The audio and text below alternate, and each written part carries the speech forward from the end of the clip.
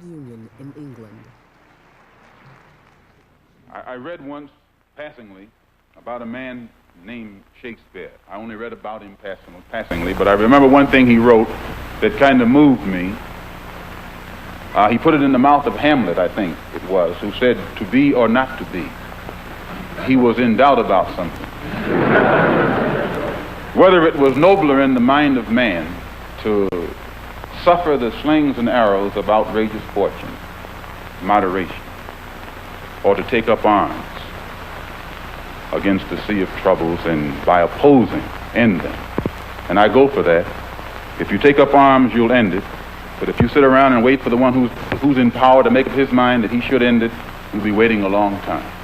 And in my opinion, the young generation of whites, blacks, browns, whatever else there is, you're living at a time of extremism, a time of revolution, a time when there's got to be a change. People in power have misused it, and now there has to be a change, and a better world has to be built, and the only way it's going to be built is with extreme methods. And I, for one, will join in with anyone, don't care what color you are, as long as you want to change this miserable condition that exists on this earth. Thank you.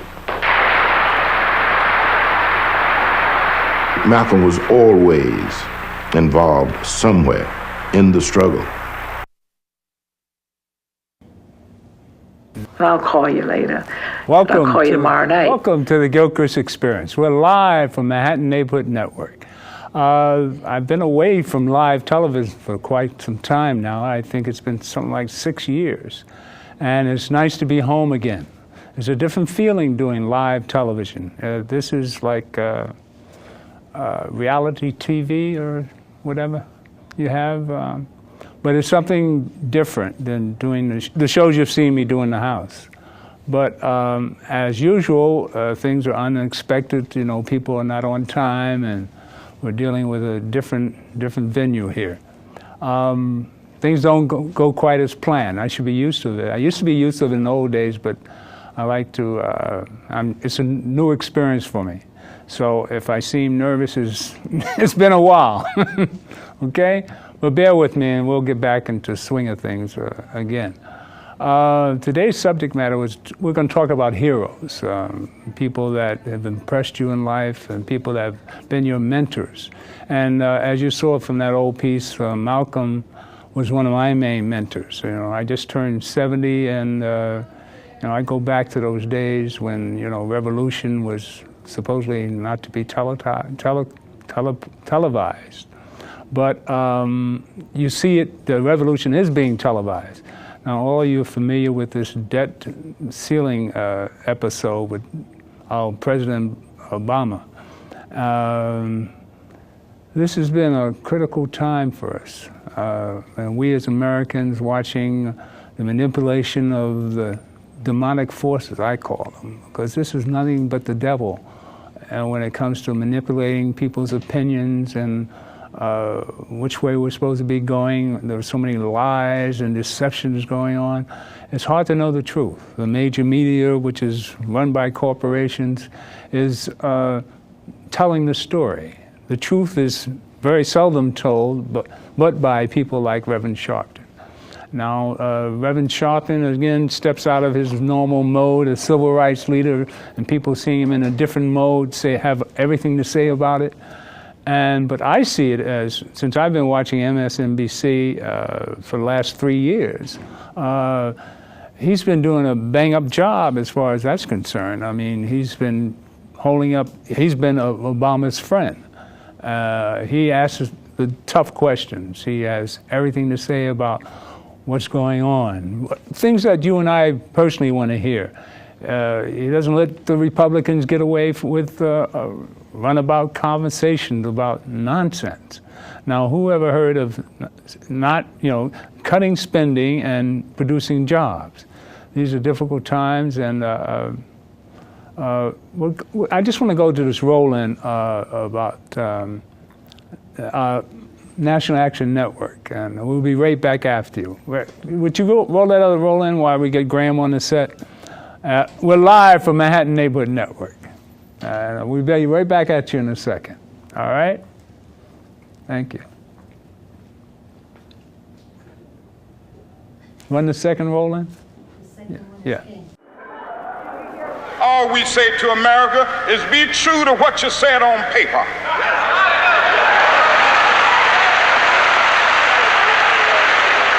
If I lived in China or even Russia or any totalitarian country, maybe I could understand some of these illegal injunctions. Maybe I could understand the denial of certain basic First Amendment privileges because they haven't committed themselves to that over there. But somewhere I read of the freedom of assembly. Somewhere I read of the freedom of speech. Somewhere I read of the freedom of press. Somewhere I read that the greatness of America is the right to protest far right.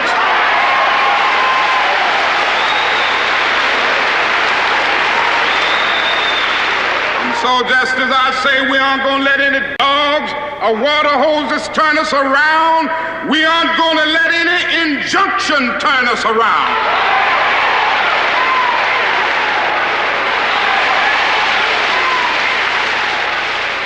Well, I don't know what will happen now. We've got some difficult days ahead. But it really doesn't matter with me now because I've been to the mountaintop.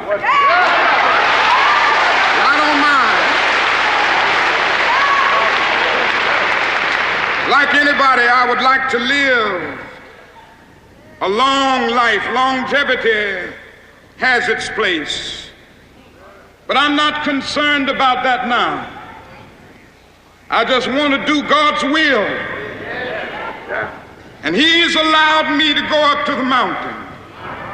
And I've looked over and I've seen the promised land. I may not get there with you, but I want you to know tonight that we as a people will get to the promised land.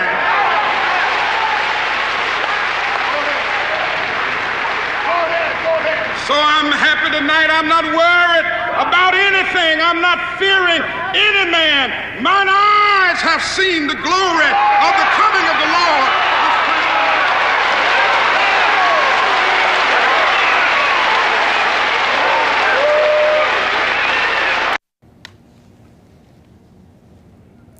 Now, where were you when that happened?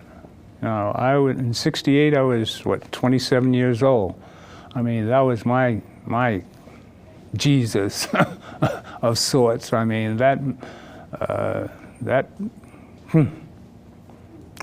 was a time when you really had a strong belief in our leaders. I mean, this was a spiritual man, and you can feel the energy there. I mean, we're talking about energies coming through the tube and how people manipulate and maneuver the media.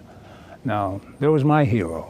I mean, when he died, something just left me. I mean, righteousness left me, and the energy was. I mean, everybody remembers where you were when that happened. I mean, just as everybody remembered when John Kennedy was killed. Now, here was a leader trying to do the right thing and trying to give us a spiritual energy. Everybody felt, I mean, we were more spiritual people in those days. And you can feel it there. You know, he knew his time was coming. We're talking about God's energy. That's why we always say in this program that God in me loves the God in you. And we try to fight the demons all around us. I was talking about the demons in the Senate and in the Congress. This is nothing but the devil manipulating, controlling, and showing us through the media, telling all their lies, all their pretensions of wanting to do something for people. And you can see the selfishness. And Obama is given the opportunity to show the foolishness. I mean, to me, I've always, last time we were on the program, we were talking about Obama was a blessing from God. And you can see how a righteous man is being persecuted and manipulated and controlled by the devil. So I showed Martin to show you, I try to get a sense of what we do on the television. We try to get the truth out and show God's energy and the truth of everything. And so I just basically started off like this so we can give the people something to feel. And we're back to live television, so we're not taping things, so we know we can reach the people with our energies on spot, like we used to years ago. And it's interesting coming back to Manhattan Neighborhood Network and going live again. You know, it's a different feeling. It's like we're coming home again. You know, we did it for years. And it's always fun to watch the old tapes and not remember and reviewing the energies we felt back then and not knowing what it was. Knowing what it was, but seeing and reviewing it, the moments. It flashed back like we all remember Martin.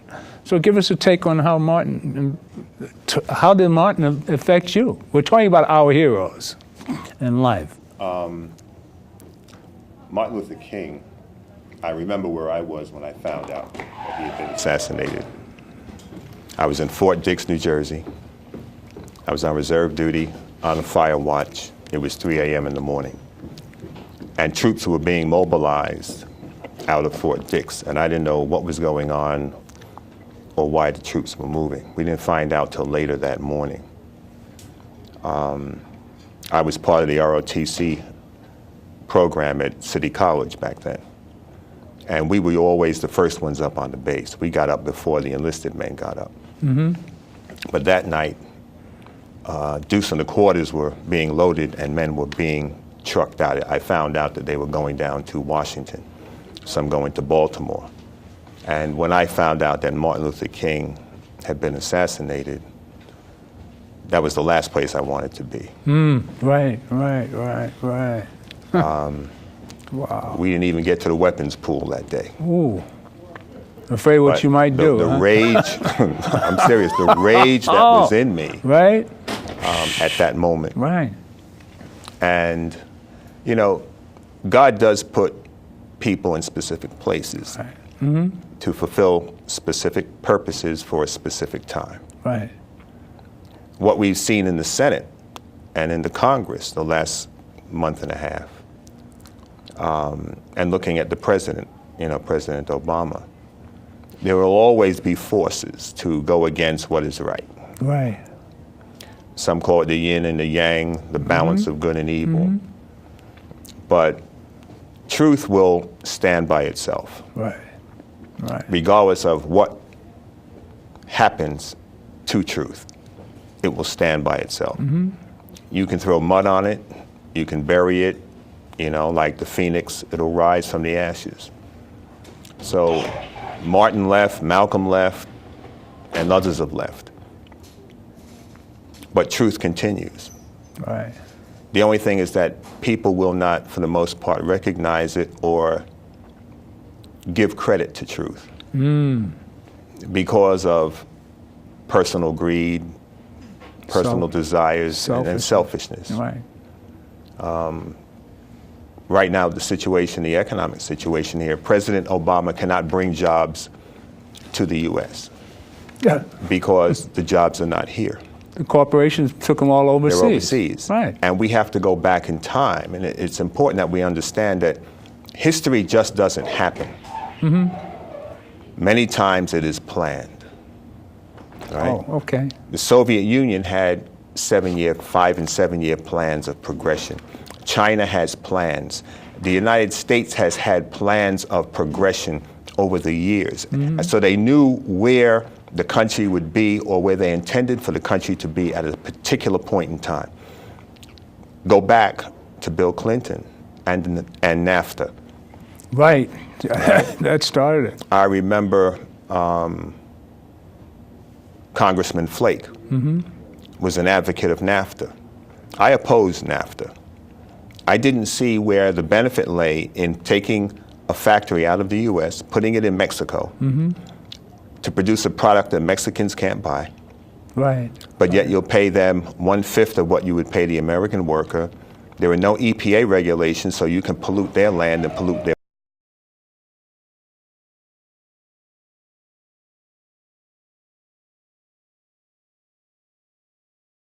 than it cost when it was being made here. You see, we haven't been paying attention to history. We haven't been paying attention to the demise of working people in this country. And this is not about Democrat or Republican, because it was Bill Clinton that pushed that bill through, Democrat. Right. So Also, we need, you might bring out the subsidies of the corn that flooded the Mexican market for the tortillas. To undermine the Mexican Right. corn market. Yeah. Clinton undermined the Haitian rice crop. Right. There you go. When you look at Haiti, Right. you know, you just can't talk about Papa Doc and Baby Doc and whoever's there now, at Tucson. You just can't talk about people without knowing the history and what factors have come into play locally and globally. Okay. So by Clinton manipulating the rice crop in the United States, the Haitians were not able to sell their export to other countries. Right. Because we dropped the price so low, no one would buy their rice. But people look at Haiti and say, oh, they're this, they're that, they're poor, blah, blah, blah. Yeah, but they don't know that back in 1913, the United States invaded Haiti, Yeah. right? Right. And Chase Bank, or First National City Bank, bled the entire treasury of Haiti. People don't know the relationship between BP oil and the U.S. Okay. In the 1940s, there was a country named Persia in the Middle East. Iran. That's what we call it today, Iran. Persia allowed BP to come in and drill for oil. Right. The Persian government decided to nationalize their resources, Right. oil. They told BP, you got to go. BP felt, well, we put this money in, we need to get our money back and then some. Persia told them, leave. BP came to the United States, solicited the help of the CIA, which then went and undermined the Persian government, collapsed the Persian government, and put in a puppet state called Iran, and then BP was allowed back into Persia to drill for And this oil. is the same BP that The same BP behind that the did oil spill. the Gulf oil spill. See, so when you don't know the history, Right. things just don't happen. Okay. A lot of them are planned. Looking at right now, you know, the situation in Wisconsin with the crazy Republicans that these people put in office. You see, they talk about Obama, Again, it's anti-labor. anti-labor, anti-black too. Well, You know, of because course. you've got Working class. right, the working Teachers, class, unions. teachers, police officers, nurses, all the labor unions are under attack. But Not what's only in behind- Wisconsin, but here under Bloomberg, But they're under explain attack. what's behind all this. It's nothing but the rich robbing from the poor. That's the continued process of the power elite. Right? 2% of the country control over 80% of the wealth of the country. Right. There is a Government Accounting Office report that was done, I believe, in 2006 or 2008 on the wealthiest people and the wealthiest corporations in this country and how little taxes they pay. So they'll come after you. They came after my cousin and sent him to correctional facility in Pennsylvania. Wesley Snipes is serving time for something he shouldn't be in jail for. But Right. you have corporations Robbing us flying. which have moved their operations offshore. They talk about patriotism. They wear a flag on their lapel and all that foolishness for the suckers. Well, But they don't care about America. They're about business. Let's update them and talk about what happened yesterday. I mean, that was, everybody says that Obama should have invoked the 14th Amendment. He should have. But then he would have shown, I think he didn't invoke that because of the fact that would have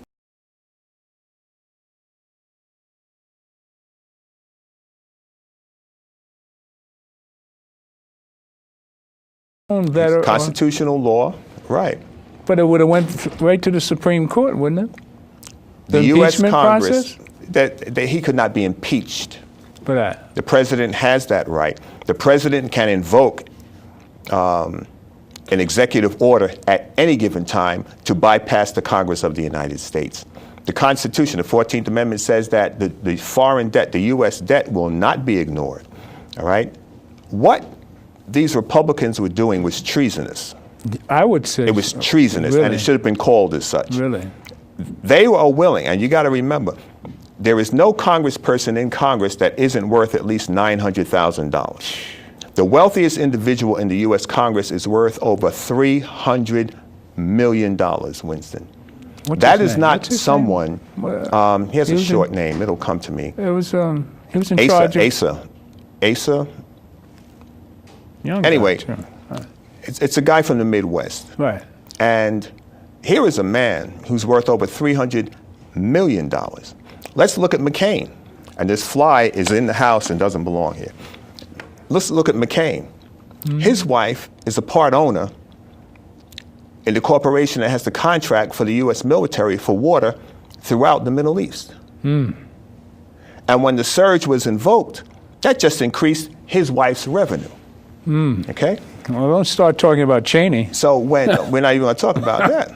When you had the U.S. military guarding the land for Halliburton, a private corporation, which moved their corporate headquarters out of the U.S. so they don't have to pay the taxes. That's Cheney. Another business piece.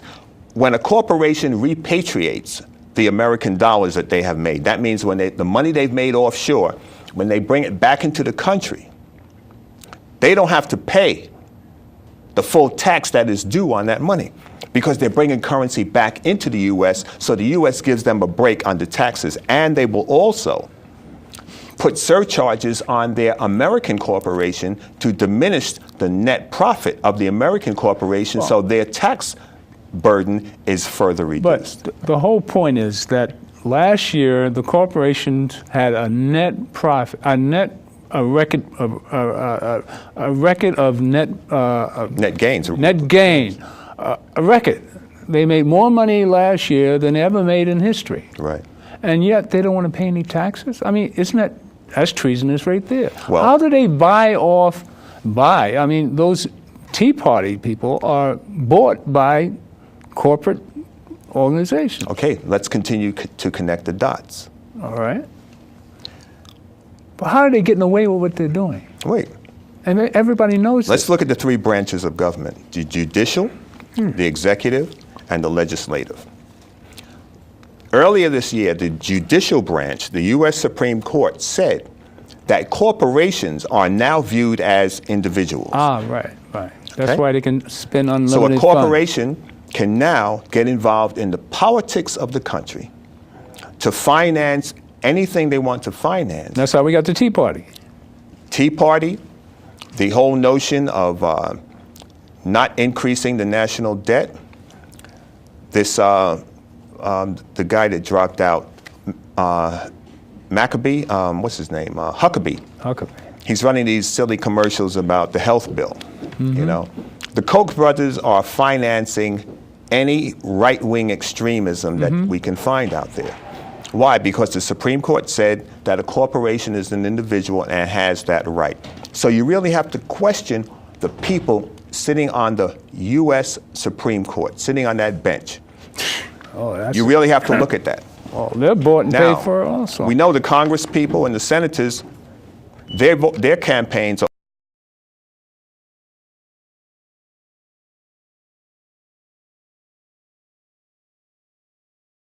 their wives.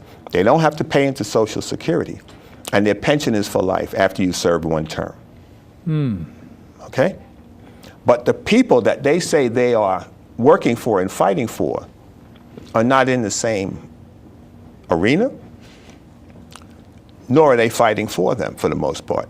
Many of these Congress people and senators. Well, but let me add one more piece. Going back to the Bush administration, when Michael Powell was head of the FCC, Michael Powell said that Rupert Murdoch is not an American citizen. No. And we had a law. Federal law forbid any foreigner from coming in here and taking control of media in this country. Colin Powell's son, Michael Powell, had that law changed with the Republicans to allow Rupert Murdoch. What year was that? It's about 6 years ago, 5 or 6 years ago. To allow Rupert Murdoch to come here, what did he do? He took control of the Post and Fox Television. Don't forget the cartoons that Fox the Post had with regard to Barack Obama and the demonstrations we had in Times Square against Fox. Right. Here's a guy from Australia. He's not a U.S. citizen, but he's definitely a racist. And he's raising havoc in England, too. The situation in England. Not only did he buy those two major entities, he bought up many of the community newspapers around the city. Right. Prospect the Park, Brooklyn, Crown Heights, the Carib News in Brooklyn. He's bought up all of the community newspapers. They're now under his control. So what you see, what you read, what you hear, he's trying to control it. The situation in England with the bugging of the phones, the computers, trust me, the FBI is looking into it, but you're going to find that what was done there has been done here. So these are some very nefarious individuals that are working collectively. They have joined their forces politically, economically, socially. As a matter of fact, we just had the gay rights bill passed here in New York State. My pastor showed two very important clips at church 2 or 3 weeks ago. One had to do with some Republican billionaires who wanted Governor Cuomo to back the bill for gay rights in marriage so that it would garner the support of the gay community, which would bring more money into the Republican coffers. These are right-wing Republican billionaires, one of which has a son who is gay and had to get married in Massachusetts because he couldn't get married in New York State. So this was about money. Always. It was about money. The second clip had to do with an interview with some reporters from the New York Times and how this web was woven. Now, Cuomo is not a Republican, he's a Democrat. He's a Roman Catholic, he's not an atheist or a theist. But the weaving of politics and money is very important. Well, we'll go back to the corporations and not paying any taxes. When you think about GE and its holdings and not paying any tax last year, I mean that, and they're manipulating and controlling MSNBC. And one of my heroes on MSNBC right now is Reverend Sharpton. I mean, he's put on a new hat, and you know, I stream Reverend Sharpton every Saturday. You know, I work for Reverend Sharpton, so I'm partial, and I've been around his energies. Like Reverend Sharpton, to me, is a disciple of Martin Luther King, and we have to remember August 27th, we're opening up a memorial for Martin Luther King down in Washington, and you all might hear more about this as we move along. I think everybody should attend and pay homage to Martin Luther King, one of our grand heroes. And what I like to do is just run a piece of, to pay homage to a National Action Network, My Home, and one of my heroes, Reverend Sharpton. And we'll come back to you after we watch this one piece. It gives you the foundation of Reverend Sharpton. And we'll come back and talk about the controversies that are laying before us today. All right? We'll be right back at you. Thank you. We'll be right back. This is different, man. I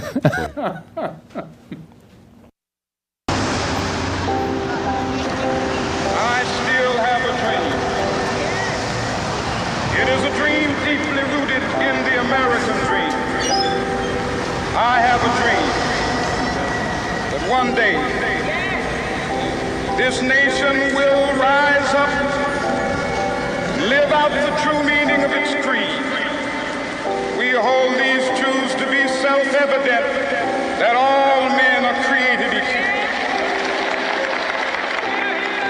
Dr. King's dream has not yet been realized, nor will it be unless we have people like Al Sharpton who continue to hammer away at injustices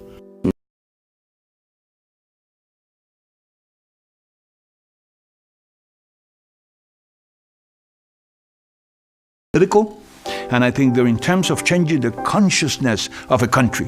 Whether you agree with Reverend Al Sharpton or not, he's bringing up issues that other people are not talking about. We're not going to lay down. We're not going to take So we begin today the battle in the streets. He was not always listened to. It was felt that he was just a rabble-rouser. He was the fat guy in the warm-up suits. At the beginning, I used to say, I do not agree with Reverend Sharpton. And what happened was that began to shift over a period of time where, in fact, you recognize that the Sharpton that oftentimes gets written about and spoken about is so far from the real leader that exists. So whether that's been Yusef Hawkins or Howard Beach or Amadou Diallo or Patrick Dorisman or Abner Louima, when Al Sharpton and the National Action Network get involved in an issue, the likelihood that justice will prevail dramatically increases. Standing arm in arm, the four young men shot at by New Jersey State Police. In 1998, we were on our way to North Carolina for basketball tryouts. We was going down the turnpike and the state troopers were riding with us next to the car looking in. We were pulled over for no reason at all, and we were fired upon 13 times. Racial profiling is a crime. Police harassment is a crime. It sparked one of the biggest racial profiling cases in Jersey State history. He got the community to actually come up and do this march on the turnpike. He actually shut down the New Jersey Turnpike, which has never been done before. And that got the attention of a lot of people throughout the world. And that's when we knew that the world cared. Amadou Diallo, 41 rounds fired, 19 hit him, and he was standing in his own doorway, had no weapon, committing no crime. A prayer for Amadou is a prayer for all of us, and a prayer to heal the situation. He led a civil disobedience effort that was, in many ways, unparalleled. I don't care who's downtown. If they're killing innocent people uptown or anywhere in town, we're going to be there all over town. I think it's one of those moments when you can look at the history of the city of New York and say that it was defined by the strength and the character of one leader, Reverend Sharpton. We are going to the United Nations by the thousands to raise the issue of vehicles. How amazingly poignant that a man like Reverend Sharpton ends up in a federal penitentiary in Puerto Rico objecting the unfair and immoral bombing of an island because he felt it was the right thing to do. We went in this jail struggling, and we're going to come out continuing the struggle. They didn't do anything but give me a recharge of my batteries. On November 25th, 2006, my fiancé, Sean Bell, was killed by police officers. When you have tragedies like what happened to my family, who else do you have to turn to? You recklessly caused serious physical injury by means of a deadly weapon. One of the most important things that a civil rights leader can do is turn activism into legislative action. No matter who is the police and no matter who the victim, we want one standard of justice. We actually got the state of New Jersey to admit racial profiling. The laws changed as far as the state troopers having cameras placed in their cruisers now. I think it was definitely one of those cases that unfortunately needed to happen to take civil rights to that next step. We did receive some type of justice. We received social justice. The National Action Network were able to come in and tell our story. They shined a light on the tragedy. They shined a light on the case, and that brought worldwide attention. I am Sean Bell. We all are Sean Bell. His decisions to champion social justice are not a function of geography, ethnicity, color, but are really a function of what I would call his moral standing as to how he views the world. And so the mission has been successful, but it's still incomplete. Because until we can legitimately say that every single American has a fair shot at the American dream, then there's still tremendous work to be done. We need education policies that will close the gap. We don't own this planet. We hold it in trust for our children. And our children can learn just like other kids. I agree with Al Sharpton. This is the #1 civil right of the 21st century. I think you've got to go beyond your comfort zone because what we have been doing has not worked. He cares just as much as I care about making sure every child learns to read, write, and add and subtract. And I want to thank you for your leadership on this issue. If we don't stop and say, wait a minute, administrators, principals, teachers, we all have got to be held accountable on why these schools are not working. Each generation should be able to build on the one before. We do have to figure out how to engage this generation of young people. I hope you understand the value that you have and the power you have. I realized how community can come together as a family and stand up for each other. Sometimes you don't realize what you have or until it's time to use it. The promise of America is that we stand for human rights. The promise of America is one immigration policy for all who seek to enter our shore. Immigration is a huge issue now. That's another civil rights issue. This country wants to benefit from the skills and the labor of the immigrant population, but they don't want to provide the rights and privileges that they think they deserve. Now, what an amazing place for the civil rights movement to do some new work. As you climb up steep mountains, sometimes you scar your knee, sometimes you break your skin, but don't focus on the scars, focus on the journey. The groundbreaking things that he's doing is not for fame, it's not for glory, it's for right. He started out in track suits, now he wears business suits, but the outfit doesn't matter because the outcome has remained the same. Reverend Al, y'all dream too much, but let me tell you something. If you don't start with a dream, you won't wake up and do nothing. National Action Network inspired me to start an organization so I can continue to help people the same way they help me. I truly understand now what Dr. King, Malcolm X, et cetera, I know what they was fighting for. We're the children of dreamers that look biting dogs and fire hoses in the face and defy death, singing, we shall overcome. The road is hard and it's long, but we built for it. There's no limits for me. The sky is the limit. We're the children of the dreamers that saw us here when we couldn't see ourselves. We gonna march together because we just begun to fight.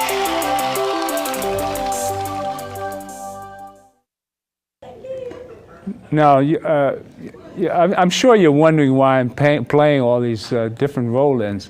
I'm just giving you an example of what I've been exposed to all my life. Now, I just turned 70. Now, I'm the same age as Emmett Till. Now, I remember Emmett Till's picture in the middle of Jet magazine, that head. I wish we had a shot of that. But this is the progress that's been made in the last 70 years I've been around. And one of my heroes was, like I said before, Malcolm and Martin Luther King. And now I go to church every Saturday when I go to Reverend Sharpton's rally. I feel his spiritual energy. This is a man that's been preaching since he was 4 years old. I feel the God consciousness in him. Now, never mind what everybody else says about him. I'm just giving my own basic opinion of what I see. Now, if you felt anything coming from that energy there, you can see this is a man of God. I don't care what you got to say about Sharpton, but I know he's a man of God because I feel it every Saturday. I know it's real. So all this other nonsense that people put out about him, I know it not to be false, another lie. And I feel it coming from Obama. And you will see that this is another man of God. You're going to see he's fighting all these devils that exist on this planet. They've always existed. And I preach from a point of 70 years being around it. And I pass this on to you as the GILCHRIST experience. You know what I mean? This is why I'm here. This is my calling. My name GILCHRIST. GILCHRIST means worker for Christ. So it's not a fluke that I sit here and talk live to you and give you the real energies like we used to in the old days. Now you go back to any of our old tapes, and they're relevant today. We did shows back in 2000 talked about how Bush stole the election. And you play them back today and you look and say, whoa, they knew it back then. You could feel it back then. So now today you can go to MSNBC at 6 o'clock and feel Reverend Sharpton bringing that energy that we need to hear. It's time for us to unite and understand what you do with this medium that's in front of you. This is God sent to you. We get to sit here and preach to you our energies, how we feel about life. That's what I've done the 12, 14 years I've been here. I've just returned to live television. You saw me in the beginning, I'm getting back into the groove. I've done a lot of stuff right here in this seat, in this spot, for years. Now, what took me out of here was lies and deceptions and buffoonery. I walked out of here, and thank God for Corey. And that's my man. Now, and Corey, from the time I was here last, 6 years ago, Corey knew the truth. He was there when all these lies were told about me. And what happened? The truth reigned supreme over all these years. And I just moved on and started making money. Started sitting here in poverty. But, you know, God will provide, and just stay true to yourself. That's all I'm saying. And what I present today was the truth. And Reverend Sharpton is a true disciple of Martin Luther King. That's why I'm playing these pieces. So we move on to my hero of today, which is Obama. And the people say things about Obama. And black people, I mean, I don't understand it, but I guess they haven't seen the light yet. So we're back here live trying to bring you the truth once again. If I may change the subject. Sure. We have the Diallo Strauss-Kahn case going on here in New York. Couple of things. It's a revisitation of the Tawana Brawley case. Right. We were talking with Alton yesterday. Right. A few differences, but when you don't, there was an old saying, when he who experiences and cannot learn from his experience is a fool. And if we don't recognize the MO of the structure of society and how it treats black women in these cases, we need to be slapped in the head. Tawana Brawley, the medical documentation on her rape and sodomization was 104 pages. You have people walking around today that still say it was a hoax. But if it was a hoax, there wouldn't be 104 pages of medical documentation regarding what happened to her. And it's still closed. And the case, matter of fact, if you got the time, you can go to the Schomburg and read the entire file on the longest case in the history of New York State courts. We have Ms. Diallo from Guinea, and again, the name Diallo comes up again. Right. Working at a hotel here in Manhattan. She's attacked by this guy, Strauss-Kahn. And I'm going to tell you something, because I've done rape cases as a detective.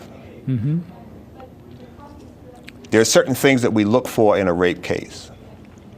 In the emotional condition of the victim, in the way that they can explain the scenario to us. And you got to remember, rape is such a heinous crime, it is the only crime that takes place inside the human body. Right. The only crime, whether you're male or female. I watched Ms. Diallo as she told her story of how he sodomized her. He put his penis in her mouth. He ejaculated on her. He got dressed and went on as though it was no big thing. Here is a man who you see walking arm in arm with his wife after this incident, where they say it was consensual. It's interesting. What wife would walk arm in arm, la-di-da-di-da-di-da, knowing that her husband consensually had sex with another woman? He's done it before. Bill Clinton had consensual sex. His wife wasn't walking arm in arm with him. Well, let me get back to this story. I did a rape case here in Manhattan years ago, and the woman is telling me the story. And I'm not believing the story. And I had to ask her a very poignant question. And I'm not going to get into what I asked her, but I knew she was lying. I knew that she was making the story up because she had been out with somebody else and got those bruises and didn't want her lover to know that she had been with somebody else. But looking at Ms. Diallo, she's telling the truth. I look at the emotional level. I listen to her voice, the tremor in her voice, the stress that is on her. As a matter of fact, they talk about integrity. And I know Cy Vance as well.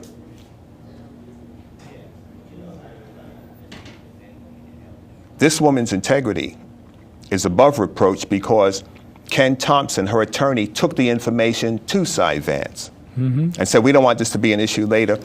Immigration has nothing to do with rape. Not with this rape. The fact that she gave misleading information or even lied in order to get here, in order to get sanctuary here, has nothing to do with the fact that she was raped by this man.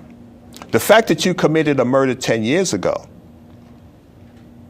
and may get robbed and stabbed tomorrow walking down the street coming from work when you've turned your life around, you're still a victim of robbery and assault. That's right. So what the DA is doing here, and this game that's being played, is another game of the power elite. Again, immigrant. Every time a person who is non-American is victimized in this system, it appears that they have less rights than the person who is a citizen. Wrong. Absolutely wrong. The fact that a person has title and position in society gives them no credibility. This case is to be brought before a jury. And herein is the problem. And you got to watch the MO, because again, as I said, history is planned. It just doesn't happen. Here's the MO, and people are not seeing it. The New York Post said she was a prostitute. That's Rupert Murdoch again. And you got to connect the dots with the haves and the have-nots. The media takes this story about her having lied about her status in order to come here, and they use that to poison the jury pool because we, the general public, are the ones who would sit on the jury pool. People are going to read these newspapers. Oh, she was a prostitute. She was talking to a dope dealer. She's this, she's that. Oh, Amadou Diallo probably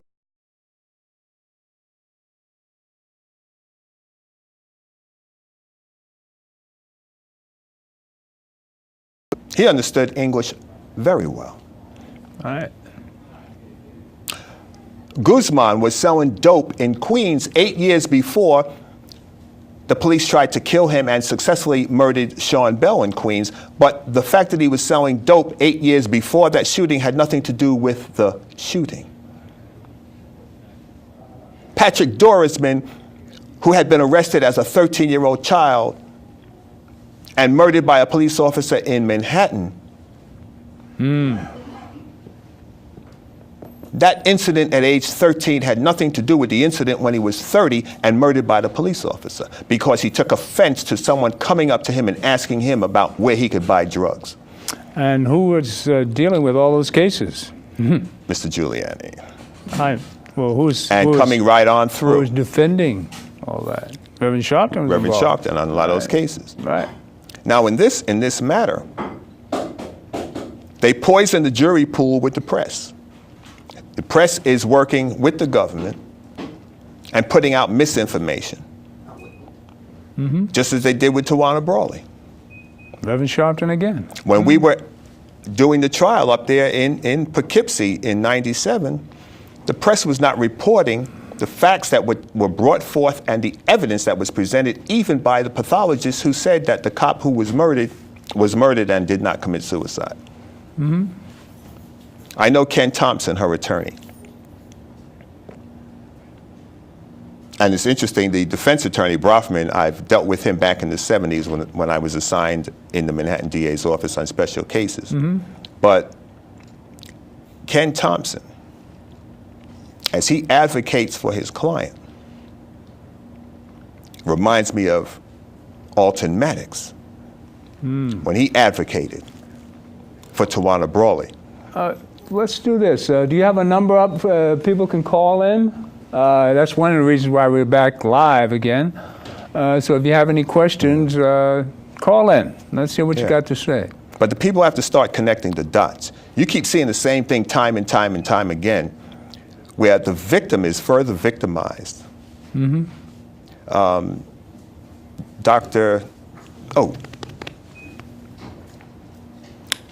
book is called Jesus and the Disinherited. There's a section on fear. It was written in 1949. The author will come back to me, Dr. Howard Thurman from Howard University. He said, the poor move through life as a Londoner moves through the fog of London, waiting for the moment when he will be assaulted and victimized by the very ones who are sworn to protect them.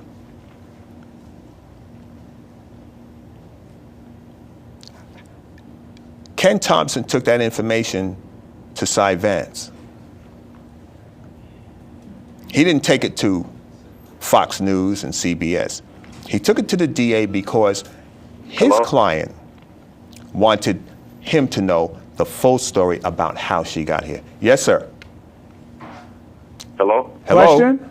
Yeah, I want to say welcome back on live television. I respect both of you, Mr. Graham, Mr. Gilchrist. And I want to say, I'm the one who called in on your birthday. I want to say I apologize for calling in that day. And I don't want to disturb your birthday. When I said about Al Sharpton, I don't really care for Al Sharpton. I don't understand this relationship that you have with him. But a lot of black folks in the community don't have that same feeling. And I understand, you know, you work with the Action Network. But in my opinion, and a lot of other black folks, Al Sharpton is doing a lot of disservice to our community. And I also want to say, I really respect you, Graham, for mentioning the assault on that beautiful black queen, that maid who was attacked. I really appreciate you bringing that up, because that is as a point of view, Cyrus Vance is a dirtbag. We need to take these people in account. They don't care anything about us. Al Sharpton is tied in with all these people. So you got to understand, Gilchrist, Al Sharpton is doing a lot. You know, he's getting ready to build a $20 million edifice on 4th Fifth, and he has gotten a lot of that money under the table from a lot of these big hedge funds and donors and Bloomberg. So it really sickens me. It really sickens me to see charter schools being built in St. Nick projects. People homeless everywhere. Black people are scared. I mean, the violence is unprecedented. Not just in New York, everywhere. So, you know, we have to really, he is not one of my leaders, and Obama he's not even to be mentioned in my house anymore. And I love Dr. Martin Luther King, as well as Malcolm X, Marcus Garvey, and all of our other great ancestors. And I look up to you, brothers, as well. But, you know, it sickens me. It almost brings tears to my eyes when you mention Al Sharpton so much like that. When I know the other side of him, and I know you're older and wiser than me, but I'm a young man coming up, you know, in this fight, in this struggle. And I think you should be talking about the August 13th rally on 110th and Malcolm X Boulevard. That's what we should be talking about. Okay. Al Sharpton is not a part of that. Hotep, brothers, reinstate automatics, namaste, be well. I love you, brothers, be well. Nat Woods, be well. Thank you. And that's exactly why I'm doing this show, the way I did it and the way I said it, because I've heard those sort of criticism. And I'm just giving you my perspective. I understand you, brother. I've heard that time and time again. But I'm just showing the side that I see. I mean, I listen to this. That's why I openly listen to all of this. I put myself out there to let you know my side of it. That's exactly why I put it on like that. And we have 2 other calls. But hang in there, brother. That's exactly why we're having this discussion. I want you to bring these problems to me. I'm just doing this because I have this outlet, but I want to hear what you got to say. Anytime you want to say, speak up. We're talking about it. All right? Next caller, please. Speak up. We're talking about it. Go ahead. Hello? Yes. Yes, how you doing? All right. All right. Hello? Go ahead. Speak up. How you doing? I was listening to the show. Can you hear me? Yes. Okay, so am I waiting? Speak up. Oh, okay, I can hear myself. All right, so I'm listening to the show, and I just wanted to, I come from Newark, New Jersey. I'm a college student. I go to William Patterson University, and I'm listening to what the brother with the Cabalanian locks is saying. And I really agree with a lot of things that's going on. I look at it in a different view, though. I see it more being a lot of things going on in an indirect manner. Like, prime example, like the young lady that was on trial for murdering her daughter or allegedly murdering her daughter. Now, usually, if in the past you'll see that. Did we lose him? We only got a few minutes left. Hello? Yes. Next caller? I'm a caller. Oh, okay. All right. Speak up. Hello? Yeah, this is. Well, it looked like we're about to go off. So. Oh, okay, you're going off. All right. No, come on. Who taught you to hate the shape of your nose and the shape of your lips? Who taught you to hate yourself from the top of your head to the soles of your feet? Who taught you to hate your own kind? Who taught you to hate the race that you belong to? So much so that you don't want to be around each other. No, before you come asking Mr. Muhammad, does he teach hate? You should ask yourself, who taught you to hate being what God gave you? Most of us blacks, or Negroes as he calls us, really thought we were free without being aware that in our subconscious, all those chains we thought had been struck off were still there. And there were many ways where what really motivated us was our desire to be loved by the white man. Malcolm meant to lance that sense of inferiority. He knew it would be painful. He knew that people could kill you because of it, but he dared to take that risk.